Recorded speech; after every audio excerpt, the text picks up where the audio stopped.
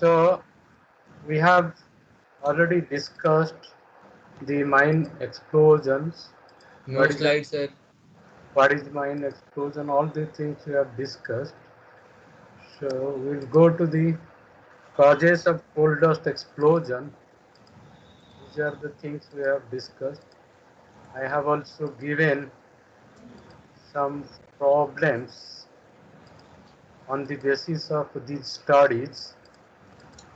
So these things, explosion flame, effect of black damp, explosion characteristics, flame temperature, explosion pressure, flame length, velocity of propagation of flame or flame velocity, condition of gas mixture, point of ignition, length of gas zone, presence of obstacles in the path, causes of fire damp explosion, negligence of miners, use of damaged safety lamps, blasting, mine fires, friction, metal to rock friction, electric sparks, other special causes, and prevention of fire damp explosions we have seen.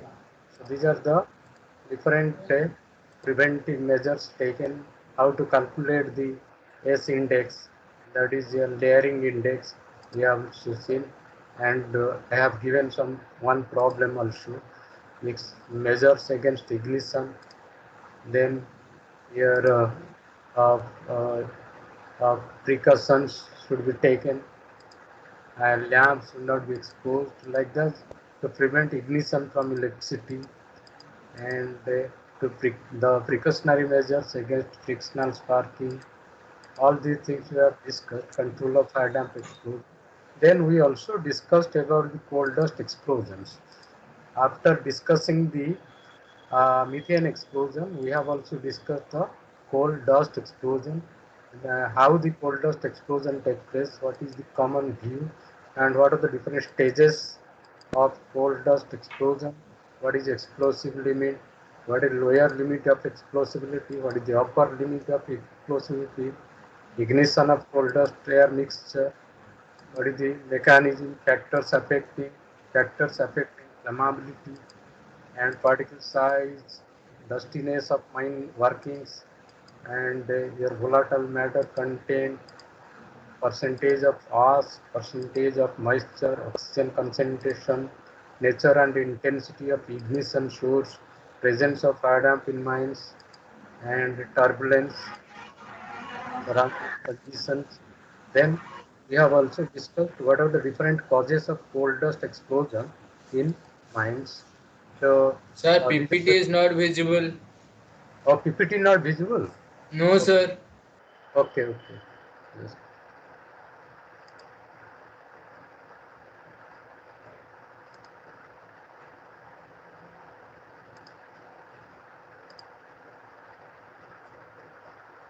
Now it is visible. Hello, Yes, hello. sir. Yes, It sir. is Lecture visible. on coal Yes, sir. mining. It is visible now.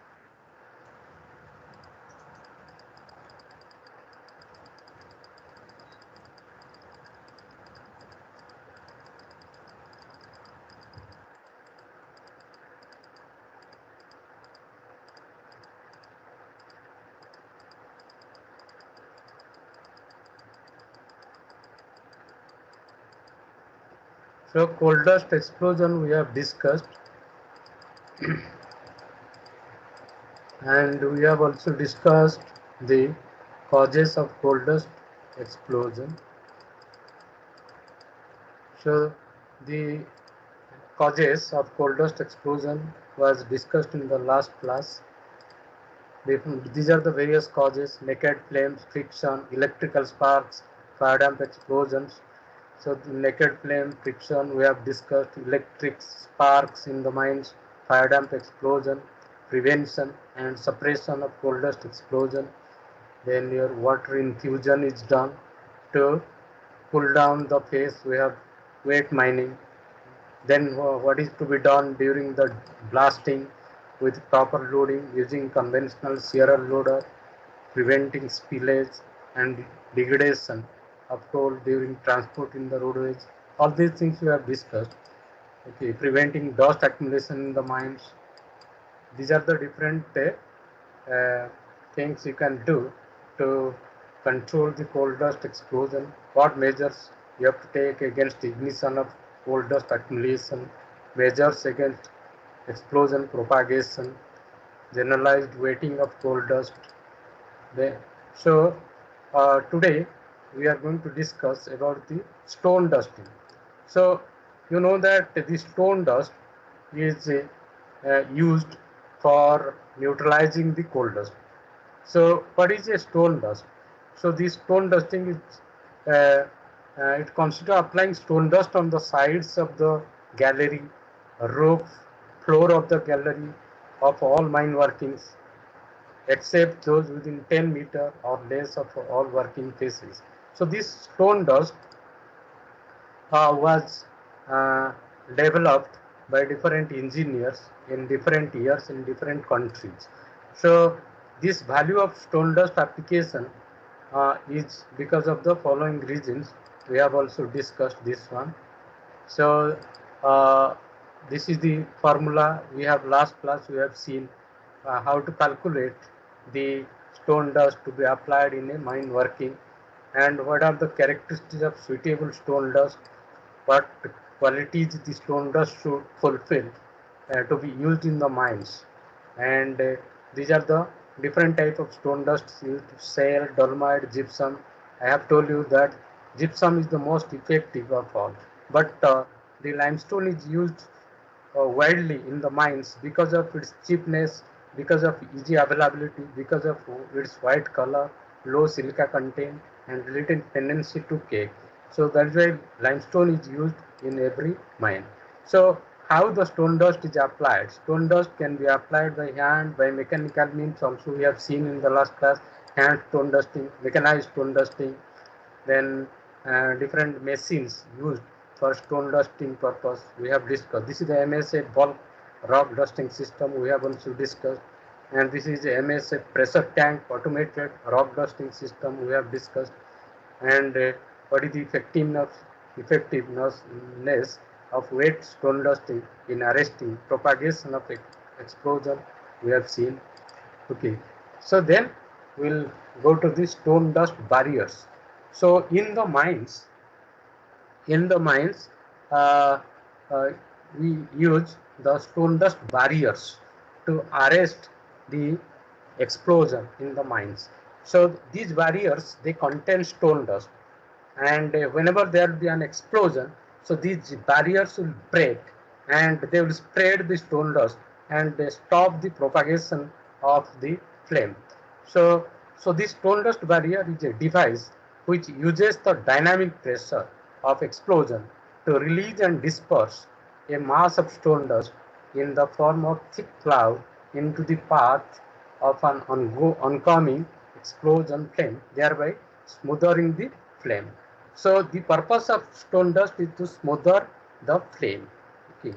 So stone dust barriers, therefore, the means of suppression of coal dust explosions were first proposed by M.J.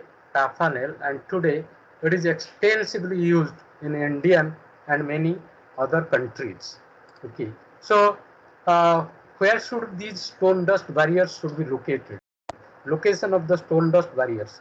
They are installed at strategic locations of the mine, such as roadways leading from shafts or pit bottoms in all levels, and inclined roadways, including gate roads and development headings near roadway junctions.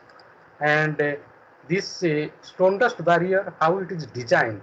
The self barrier consists of a number of dust laden shelves independently supported transverse to and along the roadway in which it is installed. It occupies a length of 25 to 40 meter of the roadway. Two design of shelves are commonly used. Those are German shelf and the Polish shelf. Two type of stone dust barriers are used in the mines. One is called your German shelf, which consists of several loose planks, mm, maximum 60 centimeter long and 10 to 15 centimeter wide. And there is another type of shelf used in the mine, that is called your Polish shelf.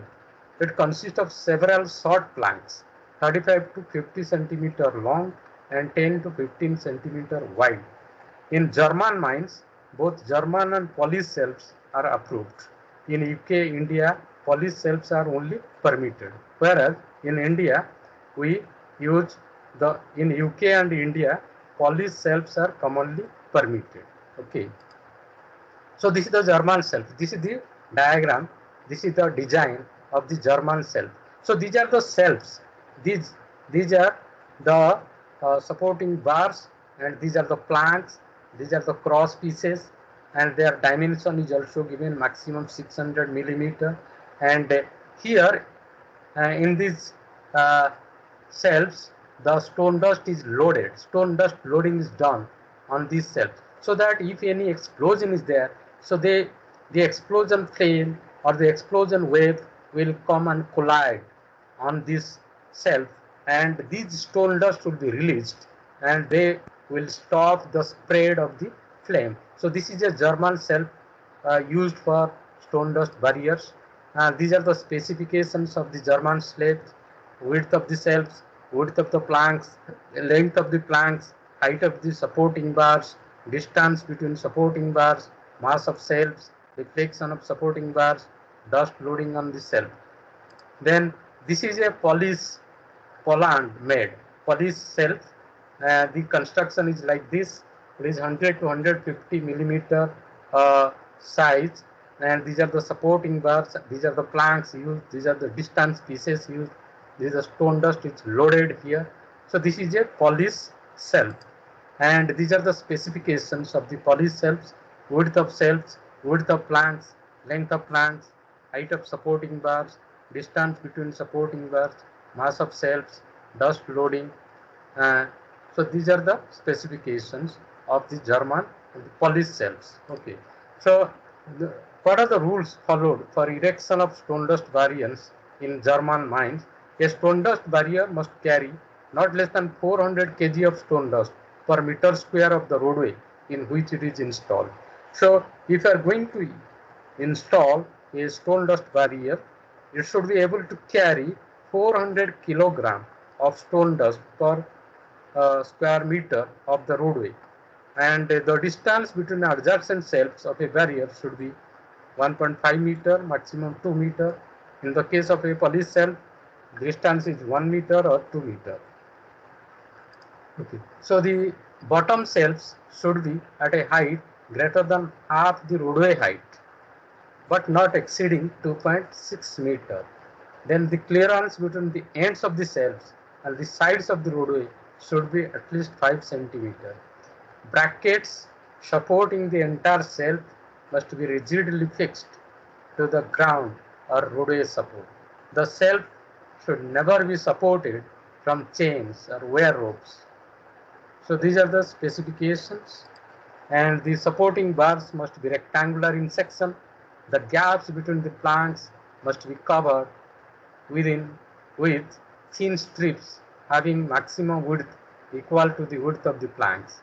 The clear space between the top of the dust loading and the inner edge of the roof bar or crown segment of the steel arch support may be at least 15 centimeter. Dust loading must be approximately symmetrical. Okay. So these are the rules you have to follow, and the dust loading on the cells must not be covered. If it is covered, means it will not act. In the vicinity of a barrier, ventilation ducting, overhung belt conveyors, pipes, other distributions of other obstructions which seriously affect the effectiveness of a barrier must not be present. And what is the efficiency of a stone dust barrier? How efficient are the stone dust barriers are? Studies shown that efficiency of a stone dust barrier depends on the time interval between dust discharge and flame in arrival, which depend upon design and location of the barrier, presence of fire damp mixture, and intensity of the explosion. Okay, so a weak explosion may not through the cells of their support. So this is the time interval 0.1 to 0.2 second is sufficient enough to create a flame, quenching the cloud by the help of the stone dust. Okay, so sometimes your stone dust barriers they fail. Failure of the stone dust barrier. Why these stone dust barriers fail? When barrier itself lies in a flammable fire damp air mixture or fire damp occurs as a roof layer. In that case, the fire damp may fail. When flame velocities are high, more than 500 meters per second, as and when an explosion is initiated by a powerful fire damp explosion. So, in these cases, the explosion is going to fail. So, therefore, because there is chance of failure of the stone dust barriers, another type of barriers are used which are called your water barriers. Inside the mines, you have to use the water barriers to arrest the explosion. If any explosion is going to take place in mines, then these water barriers will quickly quench the fire and explosion and the flame. So these water barriers, instead of using stone dust, you can use the water. Uh, you can use the water barriers for quenching the explosion flame. Since early 1960s, water barriers, also called water trough barriers, are being used as alternative to stone dust barriers for suppression of coal dust explosions in the mines. At present, water barriers are widely used in German coal mines. In German coal mines, the water barriers are used widely. But in India, we are using the stone dust barriers. So what is the performance tests of water barriers carried out in Ramonia experimental mine in Germany showed that in quenching explosion flame, water barriers are roughly equivalent to the stone dust barriers. 200 liters of water per square meter of roadway cross section has the same effect as 400 kg stone dust per square meter on German cells. So if you are using a stone dust barrier of 400 kg stone dust barrier, uh, it will be equivalent to 200 liter of water barriers. Okay. And what are the advantages you get out of the water barriers? So compared to the stone dust barriers, the advantages of water barriers are its heat capacity, because water will absorb the heat. Its heat capacity, latent heat of water is 539 calorie per gram, uh, is about 5 times that of a dust. The 5 times more effective than the dust. Efficiency is not affected by underground climatic conditions. If you are using the water barriers, its efficiency is not going to be affected by underground climatic conditions. And water is easily available in the mines, easily available in all mine roadways, water. So stone dust may not be available in the mines. You have to take it from the surface. But in the case of all underground mines, plenty of water is available which can be used for the water barrier construction. So the constructional features of water barriers are like this. It consists of a number of water-filled troughs or containers of suitable material supported on horizontal shelves in the vicinity of mine groups. So the containers shatter or burst under the action of pressure wave or shock wave ahead of the propagating flame of an explosion, releasing and dispersing water in all directions in the path of the explosion flame. So types of water barrier, different types of water barriers are there depending on the method of support of troughs. Two types of barriers have been approved. Type 1, troughs are supported with their total upper lip surface resting on transverse supporting frames. Type 2, troughs are placed over transverse bars. Okay, so this is the construction. This is the construction of the water barriers. So this is the inner edge of the support. This is the roadway cross section. This is the inner edge of the support, and this is the roadway cross section. And these are the water contents. Here water is kept. These are the water containers, water content. Greater than 70 liter of water is there on these containers. So if any explosion is there, these waters will extinguish the flame and stop the explosion. So these are the vessels in which the water is kept. Here, these are the vessels in which the water is kept. So, German water barriers are constructed like this. So this is the mine roadway. This is the mine roadway, and over this mine roadway, these are the water pockets. These are the water vessels or the water containers are there. So if any explosion is there, so these water containers will break and spray the water, and the flame will not proceed from this end to the other end. So this is the shattering effect of water drops is how the water is shattered. Shattering effect. Shattering of the water drops is influenced by magnitude of the dynamic pressure, drop material used, drop shape, method of installation, drop lead or covering. So therefore drops made of certain varieties of hard PVC material or foamed polyester uh, have been found most suitable for water barriers. They are easily shattered at low wind pressures, giving good water distribution. So this is the design and installation of water barrier. Design and installation of water barrier. How the water barriers are designed and installed in the mines. So troughs must be designed so that they maintain their shape. Troughs with approved valve certificate should only be used. Of course, in India, we are not using the water barriers, only we are using the stone dust barriers. But in foreign countries, they are using the water barriers and they get the certificate from the safety department. Method of installation of troughs in the roadway cross section, troughs placed with their longer axis at right angles, and these are the rules. These are the rules for erection of water barriers in German mines. So these water barriers must contain at all times at least 2 liters of water per square meter roadway cross section.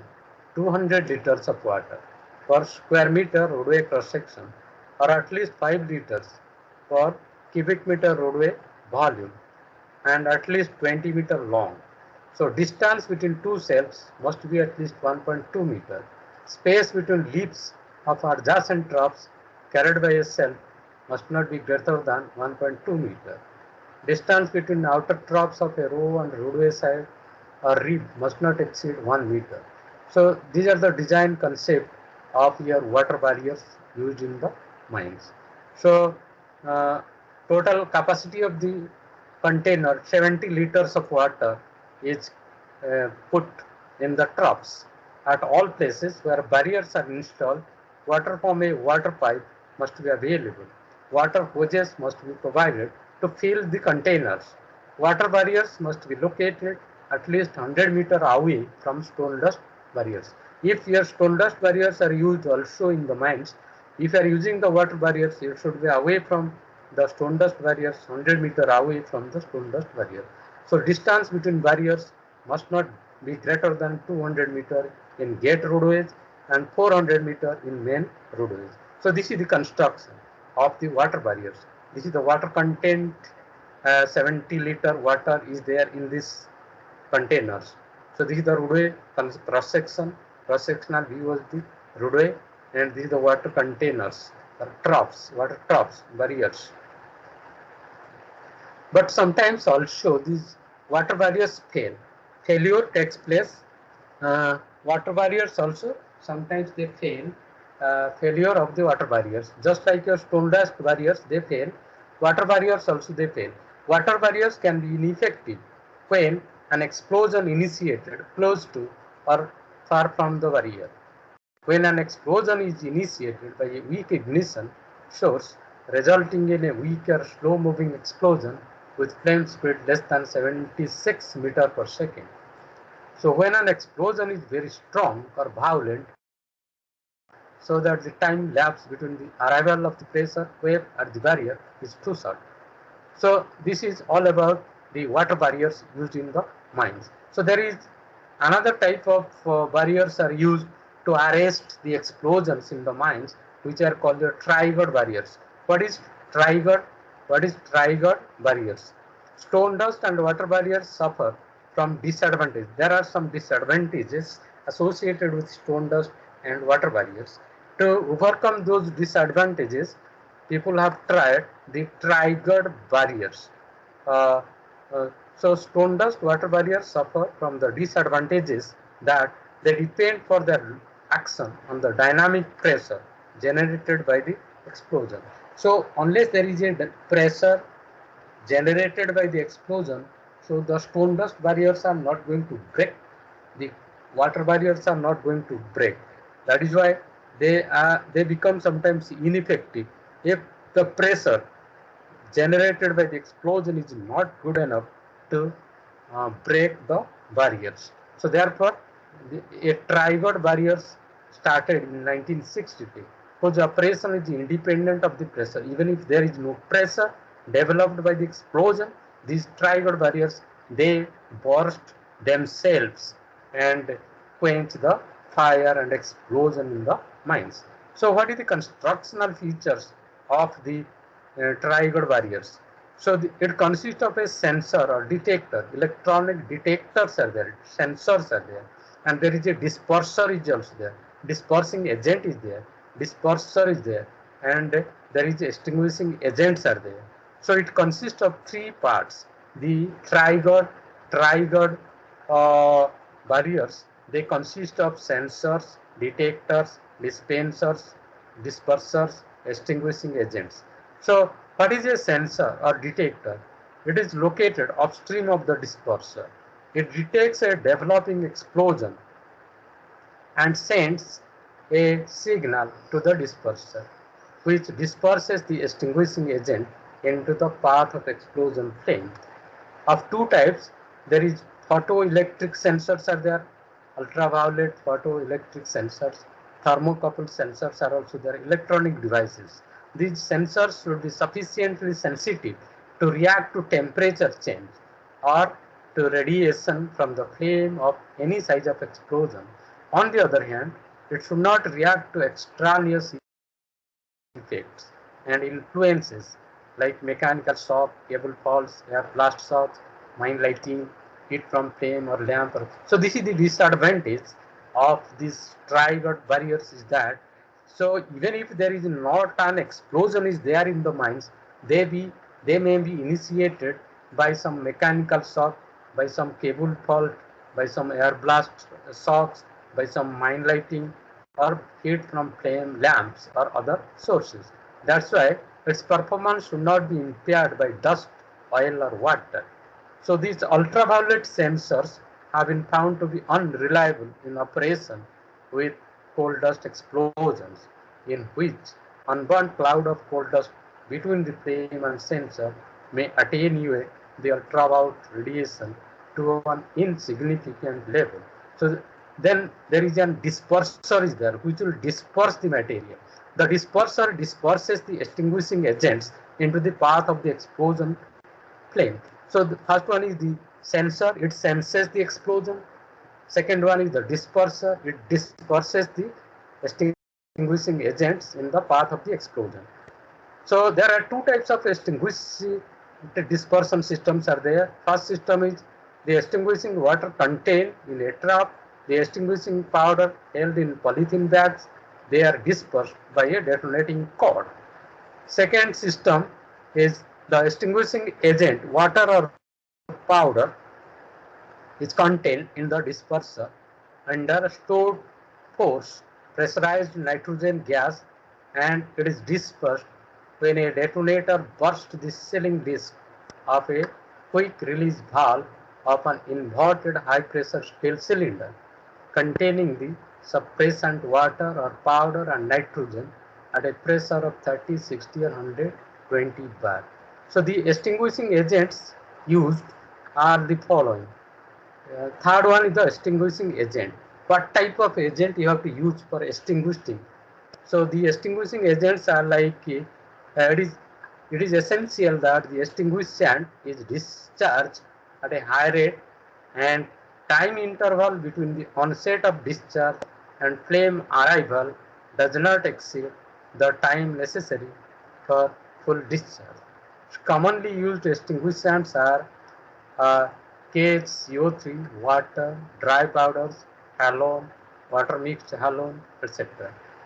So the relative effectiveness of the extinguishing agents has been found to be as follows.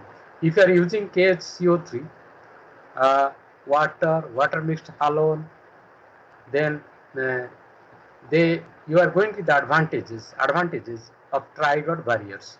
They are applicable in all regions of a mine. They find particular application in thin seams where there is insufficient headroom for passive barriers. They can be used to suppress fire, damp explosions. Much less extinguishment is required. Minimum barrier maintenance is also required. So these are the different type of barriers used. We have discussed three types of barriers. One is a stone dust barrier, then water barrier, then trigger barriers. Then investigation of mine explosions. So in the mines, many explosions has taken place in the past. In India, also there are so many explosions taken place. So after the explosion has taken place, people have started doing investigation, carried out research why the explosions are going to take place in your minds. So the evidences that may be available and collected immediately after an explosion. After the explosion takes place, what are the evidences which are available and how to collect those evidences uh, are being investigated. So the displacement of the loaded mine cars, if the mine cars are there inside the mine, so because of the explosion, they may be, the loaded mine cars may be displaced. Strong steel supports might have uprooted in the underground mines. Machinery, your drill machine or your loading machines may be dislodged. Other heavy objects may be uh, distracted from their operation, or they might have damaged because of the explosion. So then bending of steel beams, if you are using the steel beams inside the mine, there may be a bending of the steel beams may serve as the guide for ascertaining the direction in which the explosion force had traveled through the mine working. So the purpose is to find out in which direction the flame has traveled, how the flame has propagated in the mines from one area to the other area, direction of propagation of the explosion flame, then charring or burning. So after the flame, after the burning, so you will find out the chars and the burning materials sensitive to flame, which paper, fibers of torn timber, and pieces of clothing may give valuable information on the passage of the explosion flame. Your purpose of investigation is to find out how the flame has traveled inside the mine, and you have to investigate formation of traces of coke, crust, or globules on roadway supports may give indication of passage of coal dust explosion flame and intensity of explosion. Layering of soot deposit on horizontal surfaces would indicate the passage of coal dust explosion flame. Nature of death or injury of the victims. If anybody is found dead inside the mine, what is the nature of the death, injury of the person inside the mine, whether by burning or by violence or by suffocation or by poisoning or by poisoning by after damp because of the carbon monoxide may give clue to the type of explosion that have occurred. So if any explosion has taken place in your mines, then you have to go for investigation. So during the process of investigation, these are the information you are going to collect. The position of the dead bodies, if anybody is died inside the mine, where the dead body is lying, what are the equipments where they are lying. Equipment may give valuable information on the operations being carried out. Okay. Then A defective electrical apparatus may be the cause of the explosion, and the other machinery might be the cause of the explosion, or defective or damaged safety lamps are also the cause of the explosion. So you have to find out what is the reason, what is the cause of the explosion, which may pinpoint the cause of origin of the explosion. Then your discovery of contrabands, if the mine workers, without anybody's knowledge, they might have taken contrabands such as matchboxes or other flame making devices, may indicate negligence of the miners as a possible cause of the ignition. Okay, so signs of blown out shots may locate the seat of explosion also. So these are the steps you have to follow during the process of investigation. So if an explosion has taken place in your mind, then you have to go for investigation of the explosion. Why the explosion has taken place, you have to investigate. So analysis of mine air samples collected and analyzed immediately after the explosion may give a clue to the type of explosion that might have occurred. What type of explosion it has taken place, whether it is a coal dust explosion or whether it is a methane explosion, you will come to know after analyzing mine air samples collected from the mines. Immediately, past history of the mines you have to take, and affected parts of the mine from the office reports, records, especially the ventilation difficulties faced by the mine, operation of the ventilation appliances like your fans and other things, and dust hazards may give general appreciation of explosion hazard in the mines. So, whether the mine is a dusty mine or whether the ventilation is not properly done in the mine. So, these are the clues you will get from the investigation. So this is the water troughs. Water troughs in the cross section of the gate road of an advancing longwall phase. These are the water troughs are there. So if an explosion is going to take place, so the purpose of this water trough is to arrest the flame so that there will be no explosion. So these troughs are put in the cross section of the gate road of an advancing longwall phase. And these are the other type German trough side leaves. German trough side leaves on modified trough side leaves removed. All dimensions are in millimeter, 100 millimeter. This is the top view. This is the typical front view. This is the typical front view. This is the dimension 690 millimeter. Height is 275 millimeter. So inside this, the water is kept. Water barriers. Okay. This is the top uh, width 760 millimeter. Okay. And this is another tipple side view. Tipple side view whose dimension is 450. This is 500. This is 25 millimeter. So these are the water barriers used in the mines for quenching the flame, explosion flame. So this is all about, today we have discussed all about the different barriers used in the mines.